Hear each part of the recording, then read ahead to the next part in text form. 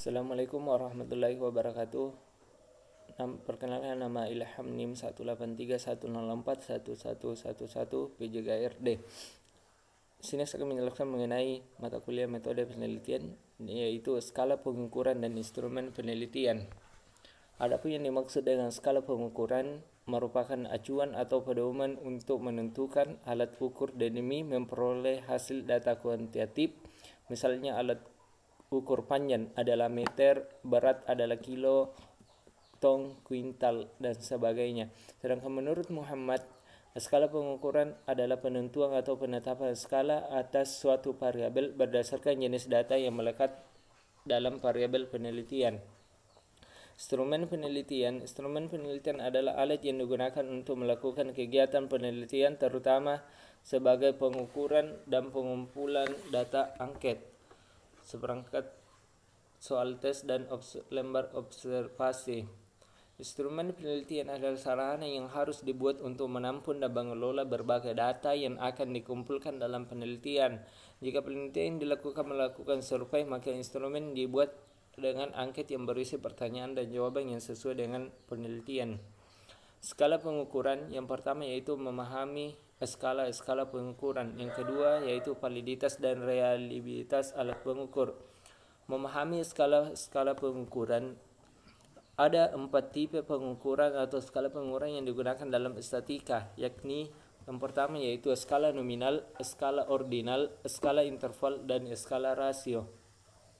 Skala nominal yaitu skala merupakan skala yang paling lemah atau rendah di antara skala pengukuran yang ada. Skala nominal hanya bisa membedakan benda atau peristiwa yang satu dengan lainnya berdasarkan nama peringkat. Skala pengukuran nominal digunakan untuk mengklasifikasi objek, individual, atau kelompok dalam bentuk kategori.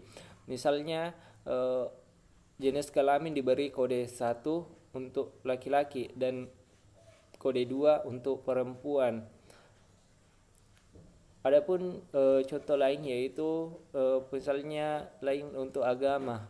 Kita bisa memberikan kode 1 yaitu agama Islam, kode kedua yaitu Kristen, kode ketiga yaitu Hindu, dan 4 Buddha. Kita bisa menukar angka tersebut selama suatu karakteristik tidak memiliki angka yang berbeda dengan karakteristik lainnya. Skala ordinal lebih tinggi daripada skala nominal dan sering juga disebut dengan skala peringkat. Hal ini karena dalam skala ordinal, lamban-lamban atau bilangan hasil pengukuran selain menunjukkan perbedaan juga menunjukkan urutan atau tingkatan objek yang diukur menurut karakteristik tertentu. Misalnya, tingkat kepuasan seorang terhadap produk bisa diberi angka dengan 5 sangat puas, 4 puas, 3 kurang puas, 2 tidak puas, dan 1 sangat tidak puas. Atau misalnya dalam suatu lomba pemenangnya diberi peringkat 1, 2, dan 3. Dalam skala ordinal, tidak seperti skala nominal, ketika ingin mengganti angka-angkanya harus dilakukan secara berurut dari besar ke kecil, dari kecil ke besar. Jadi tidak boleh dibuat 1 sangat puas, 2 tidak puas, 3 puas, tapi yang boleh adalah 1 sangat puas, 2 puas, 3 kurang puas.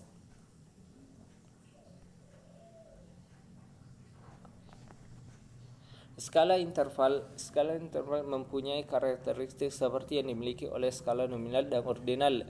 Di tengah ditambah karakteristik lain, yaitu berupa adanya interval yang tetap. Dengan demikian, skala interval sudah memiliki nilai intrinsik sudah memiliki jarak, tetapi jarak tersebut belum merupakan kelipatan. Pengertian jarak belum merupakan kelipatan ini kadang-kadang diartikan bahwa skala interval tidak memiliki nilai nol mutlak. Misalnya, 2 orang murid, si A mendapatkan nilai 70 sedangkan si B mendapat nilai 35. Kita tidak bisa mengatakan si A 2 kali lebih pintar dibandingkan si B. Kenapa? Skala interval ini sudah benar-benar angka dan kita sudah tidak dapat menerapkan semua operasi matematika serta peralatan statistik kecuali yang berdasarkan pada rasio seperti koefisien variasi. Skala rasio adalah skala data dengan kualitas paling tinggi. Pada skala rasio terdapat semua karakteristik skala nominal, ordinal, dan skala tempat ditambah dengan sifat adanya nilai nol yang bersifat mutlak. Nilai nol mutlak ini artinya adalah nilai dasar yang tidak dapat diubah meskipun menggunakan skala lain. Oleh karenanya pada skala rasio pengukuran sudah mempunyai nilai perbandingan. Pengukuran dalam skala rasio yang sering digunakan adalah pengukuran tinggi dan berat. Misalnya benda A adalah 30 sedangkan B adalah 60 kilo, maka dapat dikatakan bahwa benda B 2 kali lebih berat dibandingkan benda A. Validitas dan realitas alat mengukur, yaitu validitas, yang kedua reliabilitas.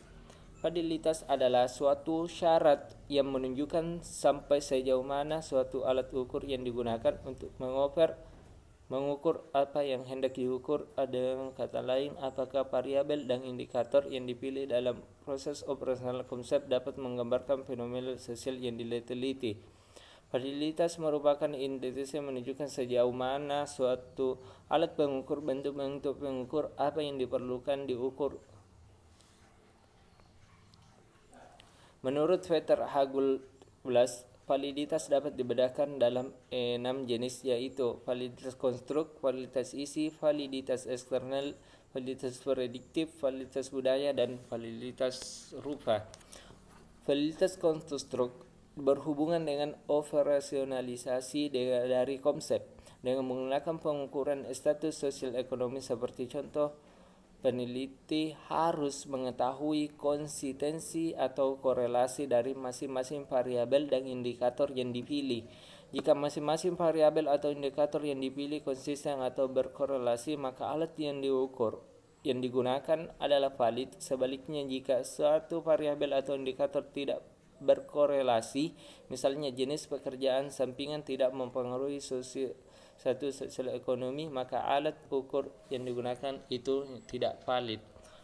Validitas isi menggambarkan sejauh mana alat ukur yang digunakan dalam mewakili semua aspek dari konsep yang akan diteliti. Misalnya dalam mengukur status ekonomi, seperti peneliti harus memasukkan semua aspek dari kerangka konsep yang telah dioperasikan ke dalam daftar pertanyaan yang dilakukan. Jika salah satu yang tidak dimasukkan, maka daftar pertanyaan atau alat ukur yang digunakan kurang valid.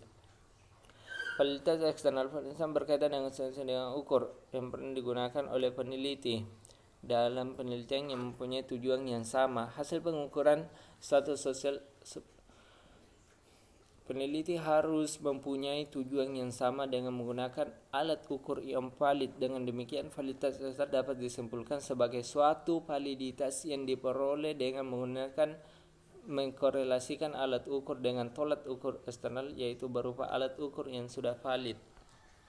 Validitas prediktif berkaitan dengan kemampuan peramalan dalam suatu alat ukur yang digunakan. Misalnya, ujian masuk perguruan tinggi UMPTN mempunyai validitas predikat yang tinggi jika calon mahasiswa mendapat nilai baik berhasil menamatkan pelajarannya di universitas. Dengan kata lain, melihat hasil ujian UMPTN dapat diramalkan bagi kelanjutan studi dari calon mahasiswa yang diterima. Validitas budaya menggambarkan sejauh mana alat ukur yang diukur sesuai dengan budaya dari masyarakat diteliti.